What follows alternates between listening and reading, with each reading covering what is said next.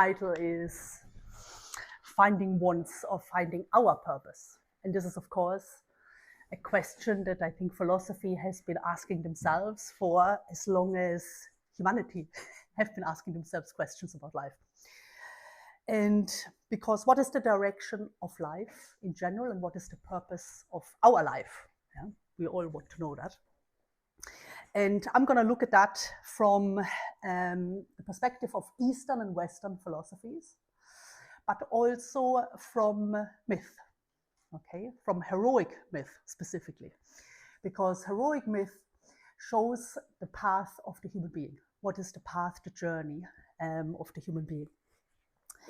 And when we look at philosophies and when we look at the heroic myth, something that comes immediately to mind is that the purpose of life is not something about that we're accumulating or that's about possessions, but it is about becoming. Yeah? Who do we want to be? And it's to become more wise. Yeah? What this philosophy is, the search for wisdom. How to live more wisely with ourselves, but also and mostly collectively, and to live also, they describe as in harmony with nature. Nature, not trees and flowers and so on, but the natural universal laws. Okay. And you probably know the quote, know yourself and you know the universe and its laws. Okay, so that's this idea. So to find our purpose, philosophy suggests it's about finding and discovering what is our inner potential and to bring that out. Plato would describe it as to discover what is latent in us and to bring that out and to be able to share that with others. It's to go from ignorance to wisdom. And we go from ignorance to wisdom by applying what we understand or what we know. Okay. And for Plato, for the Stoics, Confucius, the Egyptians, and so on, they have all different ways of how to describe what is the purpose of life. They have different terms that they call that. In China, for example, it's described as Tao. Maybe you've heard of the Tao Te Ching, yeah? The way of heavens. I see some nodding faces. In Hinduism, it's Dharma, the purpose, the direction of life. In Egypt, they call it Ma'at. Okay? So they're all describing the same idea, just in slightly different variations, different concept. Okay? They describe that the purpose of life is something, there's something that unites all of us as we are here, but everything that exists. Okay? That it's like a thread that pulls us forward in a direction of progression. Okay? And so they describe it as that it's like a law that underlies everything. And we can even identify it or understand it a little bit for ourselves, because there is also something that underlies everything inside of ourselves, which is our DNA, for example. Okay, in all the different aspects of ourselves, we have that underlying unity. And the Blavatsky describes it, she's a Russian philosopher, she describes it as it's like that law that I find very beautiful the way she said, it's like children being called back to the parents' home. There is a sense that we have, there is a sense of eternity, of immortality, yeah? That makes us seek to improve things, but also improve ourselves.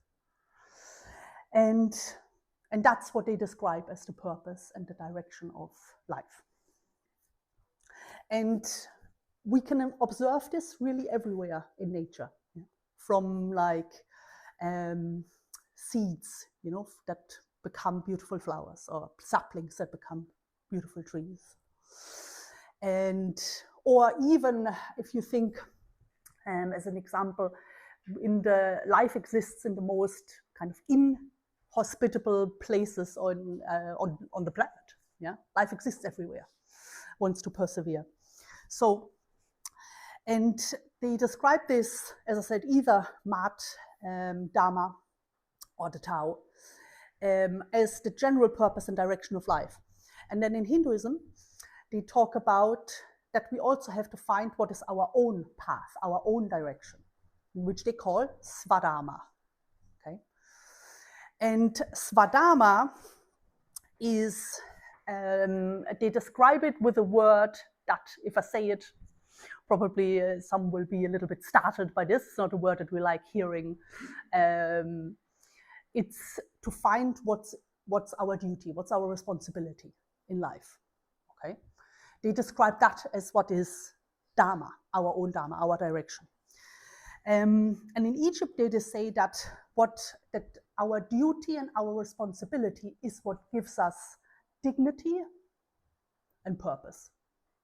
And if you think about it, if nobody can count on us for anything, or if anytime somebody asks us something and we say, I don't know, or I need, I can't tell, or then, well, we don't really feel able, or we don't really feel part of something. So, because it's not about sharing something that is physical, but it's also sharing things that we've learned, that maybe we can share with others because we've learned it from experience, and therefore we can pass that on. Yeah. So it's not only about abilities. But this idea of becoming or taking our responsibility also implies an idea or an action and process of improvement. Yeah? And all philosophies talk about this, that there is something in the human being that is capable and able and seeks to continuously improve and continuously learn and continuously evolve. And this goes beyond materialistic things. Yeah? But like I said, we can become much wiser or much less ignorant. And to act with more wisdom is also linked to the mystery. Okay? Because wisdom is something we don't yet possess. So it's somewhat outside of our grasp. And in Egypt, they talk about, or the classical schools talk about, that there is the small mysteries which relate to the human being, and there's the great mysteries which relate to the universe. And because if we think about ourselves, who or what are we really in the deepest part of ourselves? Yeah? What is in each of us that differentiates us from each other? And so the classical schools agreed that at the essence of the human being is the mystery, but they also agreed that what we can is improve. And so the purpose of our life is not linked to skills or possessions, but it's to become stronger, to develop strength, virtues, or arete. This is how it's called in Greece. And I'd like to share a quote from Spinoza. I don't know if you know him. It says, "For peace is not merely the absence of war, but it's a virtue that springs from a state of mind, a disposition of benevolence, confidence, and justice." It's very similar to how Confucius would describe it as well. So for the Greeks, the purpose was to develop virtues and to be able to share them with others. And if we share what is the best in us, what we share with others, suggest, is benevolence, which creates solidarity. Yeah. So how do we become stronger? How do we develop inner strength? I want to give the example of mythology. Okay. So I mentioned at the beginning that I will talk about a hero's myth, but what makes a hero? Question. For those brave ones to want to answer. I'm going to say not the ones that are already attending classes and who know, but yes. Overcoming, yeah, very good. Overcoming what? It is overcoming, yeah. But challenges, yeah, excellent. What else? Courage in the face of adversity, yeah, exactly. That's needed to overcome challenges, yeah. Anything else? Sacrifice Oh, for the benefit of others. Yes, yes, yes, yes. Excellent. Yeah, very good. Question to think of the virtues. What is a hero? What makes a hero? Yeah. Yes, so it's all the things that you mentioned. It's also the hero is, and it's probably implied what you said, is on a path. Yeah, it's on a journey, has an aim that they want to reach. And another really important part, the hero is half divine, has immortal, so immortal, one parent is immortal, one is mortal, always in the hero. And that's very interesting because one part, or they have an awareness of their nature, which is that one part, and that is the nature of the human being as well, that there's an aspect in ourselves that is immortal, that is timeless, that is limitless. And then there's an aspect to us that is mortal, that will fade away. Yeah? And that is in constant change. And I'll talk a little bit more about that.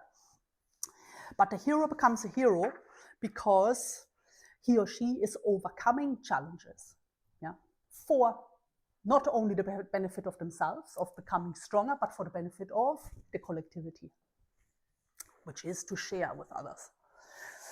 And there's a kind of, just as a small side note, because arete, this the word strength, comes or is related to the word Ares, to the god Ares, yeah, which is the god of war. But he's also the god of agriculture, okay, which is very interesting, but not that unusual when you think about, because if we want to bring out something, another aspect of how we can look at it is what is it that we want to protect, yeah? What is it that we want to grow, yeah? So it's just a kind of little side note. So if we want to develop what is latent, what is not yet manifested, let's say, in us, this is something that normally takes time, yeah? And it takes also an effort to overcome difficulties and challenges. And here we can see in nature something that helps us with this, which is cycles, okay? So we, again and again, will face the same challenges, the same difficulties in different ways, until we are ready to face it and to finally eventually overcome it, okay? And it's interesting to see how do we react in the face of adversity or in the face of difficulties, yeah? What is it that we, normally there's the fight or flight response, okay? But let's say we choose that we want to overcome. Then in the terminology of the hero, the question we can ask ourselves, what is the magical weapon that I need to face that, what is in front of me, yeah? And so that can be courage, for example, you know, I think you mentioned courage in adversity, always a good quality, needed for absolutely everything in a way to develop any of the qualities. But it can be also benevolence, kindness, patience, you know, whatever we choose are the qualities that we want to develop. And we have countless opportunities throughout our day, but throughout our life also to develop. So I want to very briefly talk about this book, the Bhagavad Gita. I don't know if people know, yeah? Some nodding faces. Before I mention what is the Bhagavad Gita, very briefly, because in our course we actually have 2 classes on it. It's a very rich philosophical text. I want to mention Joseph Campbell. I don't know if you're familiar with him. He wrote Hero of a Thousand Faces, or Myths to Live By. And he says everything that we see, that we encounter in a myth, is a facet of ourselves, of the human being. So everything that we encounter in the myth is symbolical of ourselves. So the Bhagavad Gita is about a battle. It's about the city of Hastinapura, which is ruled, it's described by an unjust king. Yeah? Somebody who plays favors, creates chaos in the city. We have lots of examples of that in today's world, okay? Unjust kings. But we can also observe what is that unjust king inside of ourselves. Yeah. So they describe that it's our excesses, our desires, yeah, our fears. Yeah, they lead us to actions that create chaos in the end, in small ways or in big ways. So, and then we have in the Bhagavad Gita the hero who wants to restore order, wants to restore balance. So here we see this battle that is always described in all the heroic myths between what is our highest aspirations and what is our instinctive nature. Yeah? And we have both parts in ourselves. So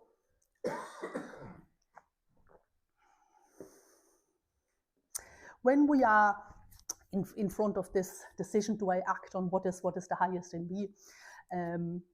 What we sometimes do is we find excuses, we procrastinate, we look outside, yeah, for circumstances to change, let's say.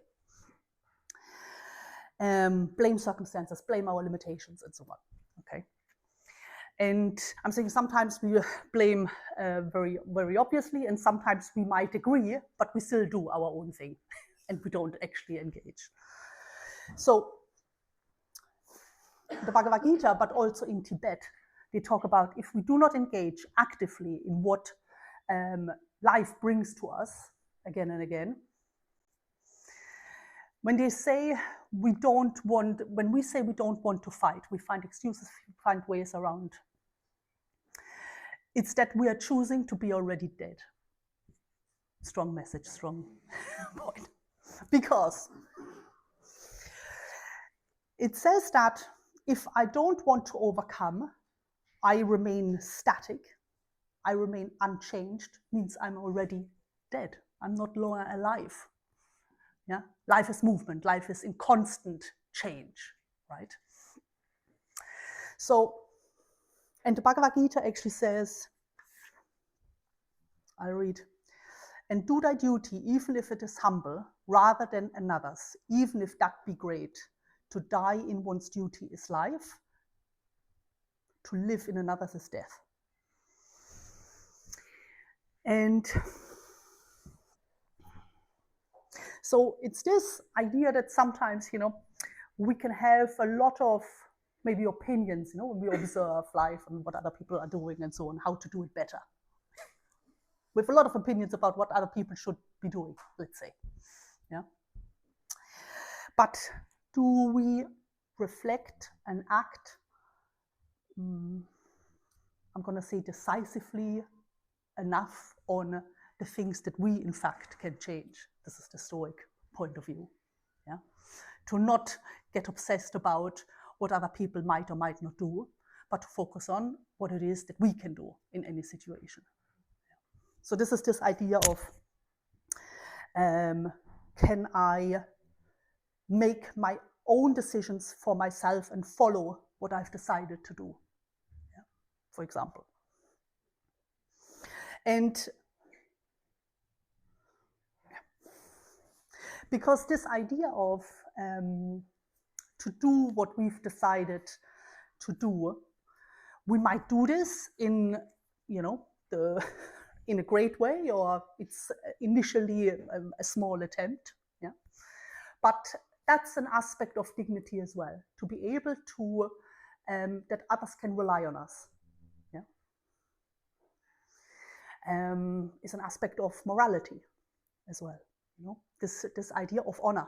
Yeah, all these words that are related to the heroic approach, related to dignity. Yeah. Simple example, I've agreed to give this talk today, so there is preparation that needs to be done for this, and now I'm giving the talk in my way, others would do it in a different way. And we can always only ever try to do things the best that we can in that moment, and that's I'm gonna say. And another aspect that I want to say about this idea is that this idea of progression. Eastern and Western philosophies also suggest that the actions that bring us forward, I'm going to say the fastest, is actions that are chosen by us voluntarily. If we are pushed by circumstances, if I'm not others, not even circumstances, people, let's say, push us to do things, then we don't really develop strengths. We develop a certain resistance, let's say, maybe, but not inner strength, because we're reliant on external stimuli, external impulse. It's like a crutch. So what we have to develop is the inner driving force to follow our choices, our decisions, independent of circumstances. Okay?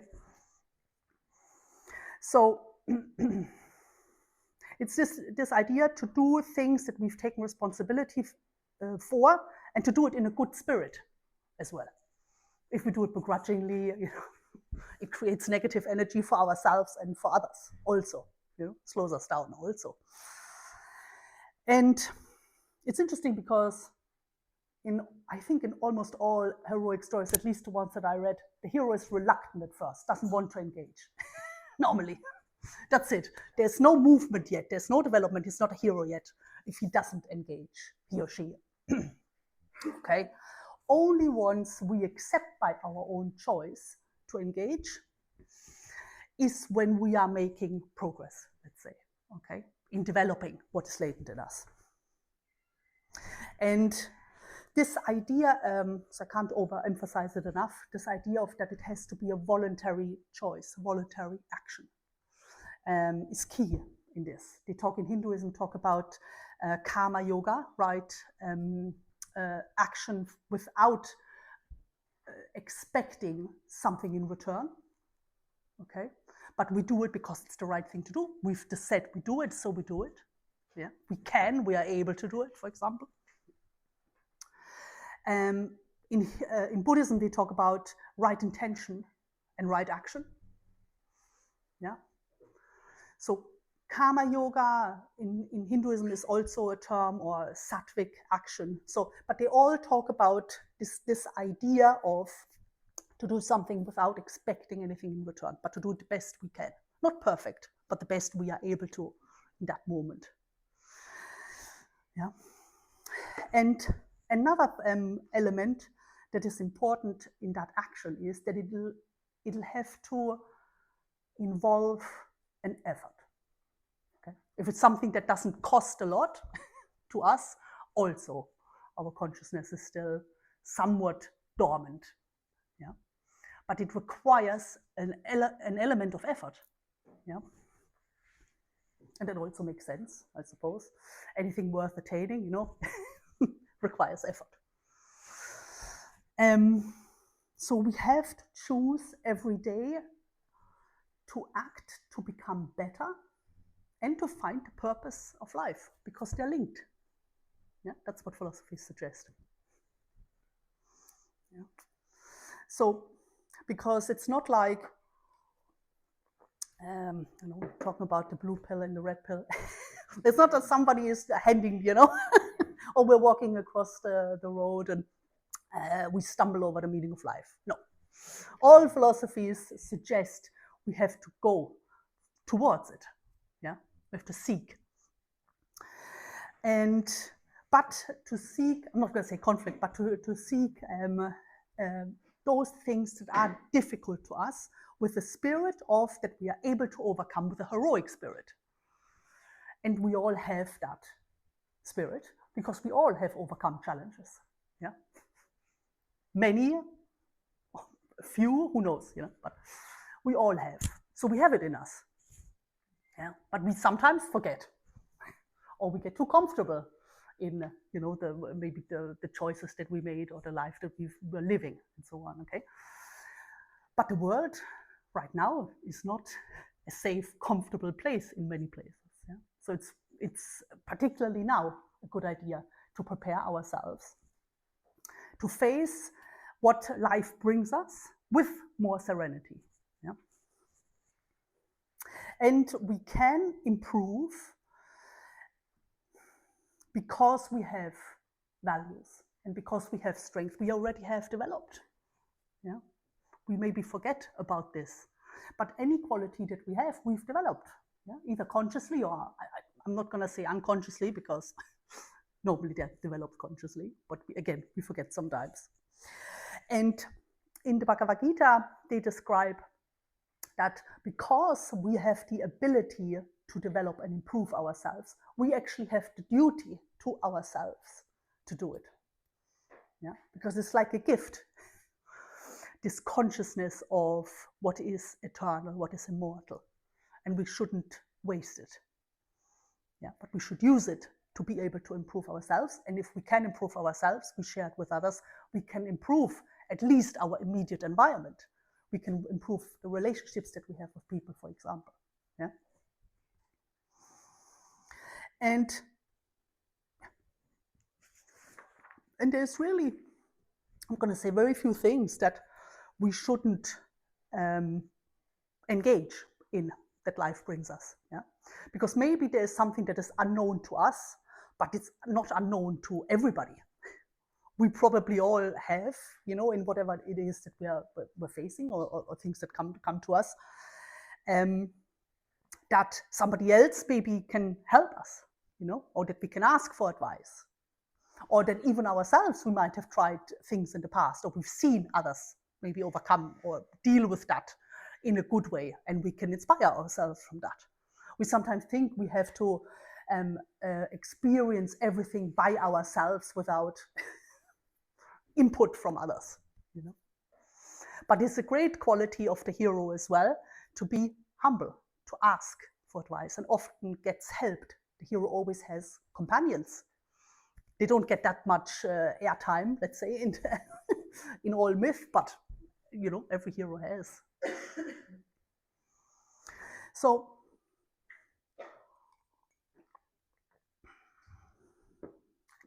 and isn't it also better to become more independent and to find our own path by our own choice rather than by things being chosen for us? Yeah. And in the Eastern world, they describe a vision of the human being that can help us understand this. And before the break, I will very briefly describe it. They talk about what is the sevenfold constitution, the sevenfold of the human being. So they describe that there is that we consist of 7 dimensions, but I'll start with 4. Okay, there's the physical, okay, the physical body. We have that in common with minerals. Okay, so that's the bones and so on. Yeah, we have the same with the molecules and so on. Then there's the energetical part.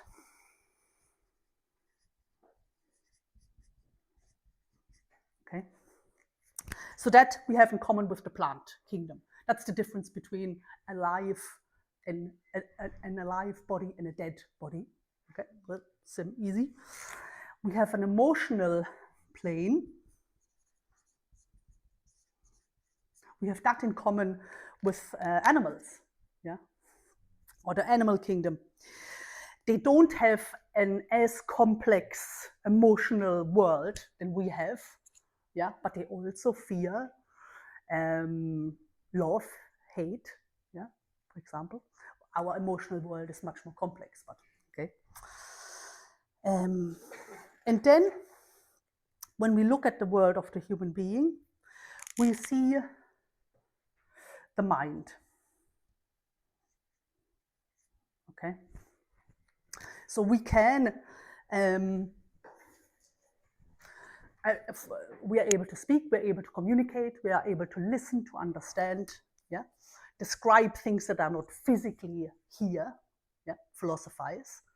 This is what our mind enables us to do. Okay. Say again? Create, exactly. And then there is what they describe as the individual, what is unified in us. This, the mind, is sometimes also called the mind of desires. Okay, easy to understand. But there's also a part in us that is more pure, that is described as the luminous part. What is the seat of the idealist? So they describe this part as the pure mind, called manas. This is the mind that doesn't have any desires. It's the mind that can see things in complementarity, not just in contrast. Yeah? Our rational mind sees things in contrast, sees things in a logical sequence. Yeah? The example we always give is the example of the hand. The hand is 4 fingers, but it also is a unity, it's also a hand. So it's 2 things at the same time. Then we have buddhi.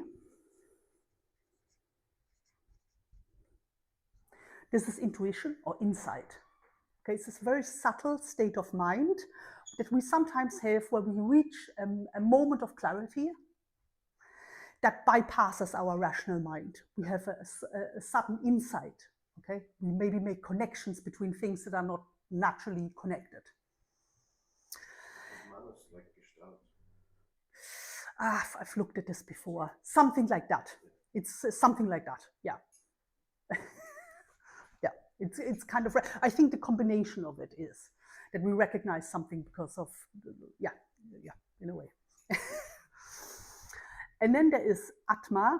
This is the most kind of, let's say, difficult to understand. They describe it as pure will. It's not discipline, that sometimes people make that association. But it's what is the most purest life force in us, really, is what that's described. Okay, so this is what is described as the timeless aspect in ourselves that doesn't die. The Bhagavad Gita, for example, describes it as fire can't burn it, water can't touch it. Yeah, it's immortal. And it's interesting to see if we look at ourselves when I'm saying, who am I? Am I placing my consciousness on this part of what is transient, what's the most unstable in us, or what are my strengths, my virtues, my qualities? Yeah, which is the timeless aspect in ourselves. And we oftentimes, when I'm saying, who am I, we identify with that part, not with the higher part. But the hero tries to reach that. That's the state of mind that a hero tries to reach, wants to bring out, wants to express. Okay. Is that okay? Okay. I want to give another kind of symbol that is related to mythology. It's so strange with this. I kind of hear my own voice. So before the break, I was talking about the vision of the human being from the Eastern perspective, Eastern mind. And we see here here we can see kind of the representation of this inner battle that the Bhagavad Gita talks about, but that all heroic myths talk about. This idea of overcoming what is more instinctive in us, yeah, which is the lower part. And there is the myth of the Saint George. I don't know if you're familiar with that mythology. He slays the dragon. And the dragon is a perfect example of what is the lower part of ourselves, because these 4 elements, physical, energetical, emotional, and the mind, alchemists refer to the 4 elements, or they associate the 4 elements with this. Yeah. So the physical is, of course, earth, and the dragon can crawl on the earth because it's a reptile in the end. Energetical refers to water. So the dragon can also swim. That's why it has a long tail. So it represents mastery over the element of earth, over the element of water. Emotional is related to air, and the dragon has, of course, wings, so can fly.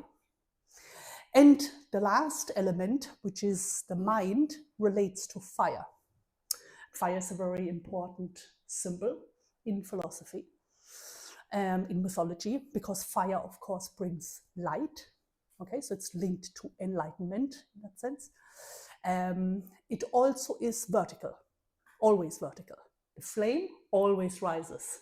Yeah, that's why it represents consciousness, represents the mind. Yeah. So, Power is it's very powerful, like the mind. yes. It can change things. Yes, what can change, I suppose, things is the aspect of the higher mind. Yeah, because what Eastern philosophy suggests is that our mind is dual. There's a dual nature. So there is the nature that is more rational, logical, calculating, the mind of desires, kama manas. And then there's the pure mind, which is not affected by desires. Okay? It can perceive reality more clearly, for example, yeah, without colored by, let's say, emotions, conditioning, and so on, okay, that we've kind of mentioned before the break. So if we want to get closer to what is the higher aspect of ourselves, what we need to master progressively, moderate progressively, is our lower aspect. Yeah? And that's what that inner battle describes. That's why we're talking about to overcome those limitations, fears, and desires, excesses that we have.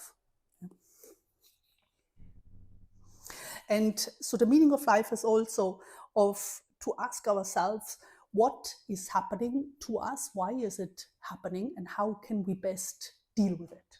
Yeah, because oftentimes we say that, we don't like change. People don't like things changing. We have to adjust. Like, I have to adjust this microphone now. It's only a small adjustment.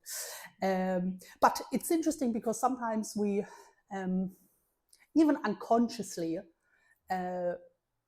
maybe expected things remain the same. Yeah, I'll give the example.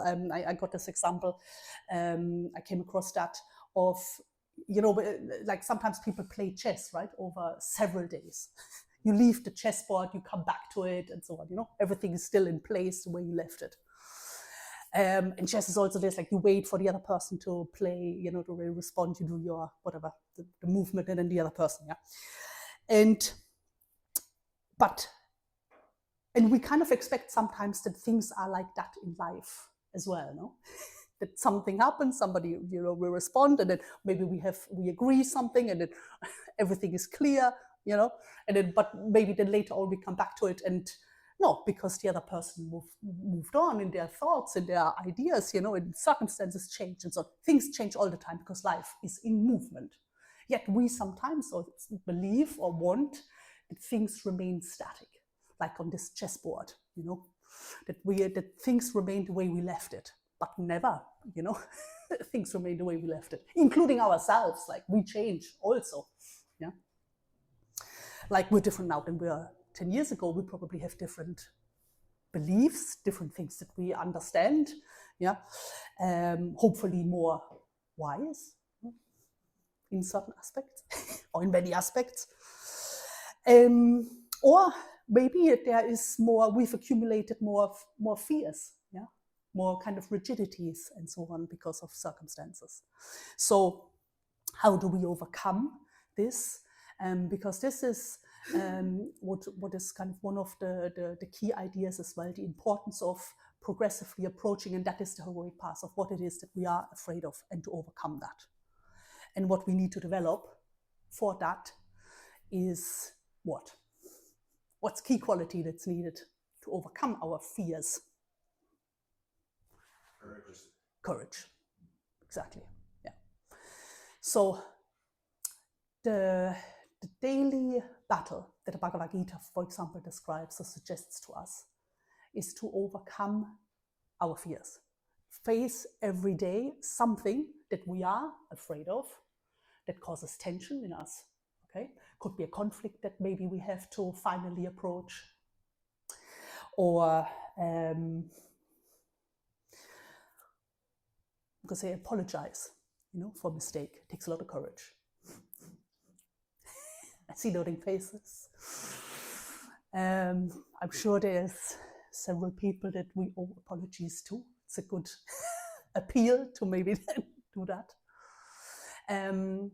It's also very interesting to apologies because it's not useful to apologize and then to continue to do the things that we are apologizing for. Yeah? It implies that we take responsibility for that thing, that maybe we need to improve.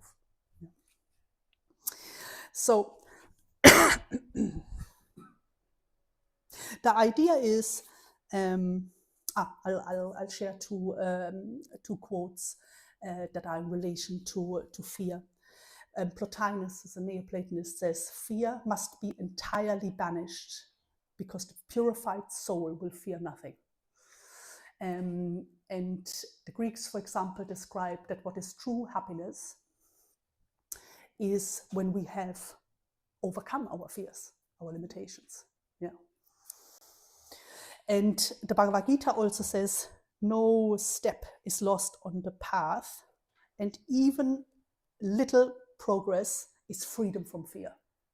Every little progress is a little more freedom from fear. Yeah. So, and just conscious of time. The last thing I want to briefly talk about is that as we approach life with a little bit more courage, a little bit more heroic idea, there's two things that we have to accept: risk, to take risks, and to face adversity. Okay. Risk, what risk gives us, or what it teaches us, let's say, is it shows us our limits. And only when we know and accept our limits can we overcome. If we dress them up, yeah, for example, or we excuse them or turn them, sometimes we turn our limits into strengths. We kind of fool ourselves, yeah, and we don't overcome, we don't engage in life, yeah. And sometimes we don't move forward, and sometimes we don't notice this immediately, but it creates progressively, if we don't overcome our limits, it creates sadness, no, in us. Kind of maybe an anxiety, yeah, limitations.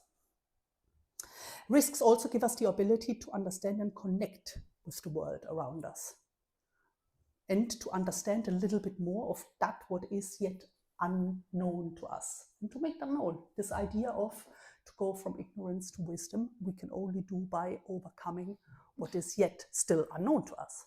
Yeah. And if we don't take risks, our world remains limited. I'm going to say childish. Yeah. But what we want to be, and what the human spirit wants to be, is to be broad, to expand, to progress, to evolve. Yeah.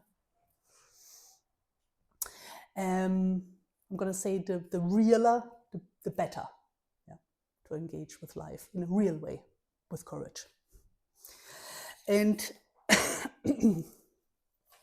Confucius describes this idea of progression and duty in, I think, a very good way, because he says when we apply knowledge, it becomes wisdom. And wisdom transforms itself into a commitment. Okay? Because once we know how to do something, we have the duty to apply it when it's needed. So it's a commitment. It transfers itself into a commitment of life. We're part of life rather than to be on the sidelines. Yeah? And that's what gives us purpose. That's what gives us dignity. We don't need to do it perfectly. That's always the point, because that's what oftentimes holds us back. We don't do it because we think we have to do it in the best way or the most ideal, or so that nobody can judge us for anything. But what we have to do is to do it as well as we can, and then improve with time. Okay. Very good. That's the end. For me, conclusion.